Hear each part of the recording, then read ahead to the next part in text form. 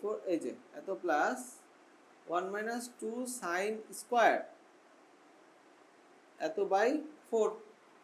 এই 1টাকে সবার আগে লিখি, নাহলে লিখতে ভুলে যাব না। এখন এখান থেকে কমন আর এখান থেকে কমন যায়, 2 sine a plus b by 4 common নিলে কি হবে, cos a minus b by 4 minus sine a plus b by 4।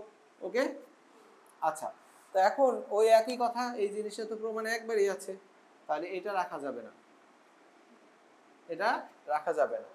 তাহলে এটার পরিবর্তে আমরা কি লিখতে পারবো, sin a plus b by 4। এটার পরিবর্তে আমরা কি লিখতে পারবো,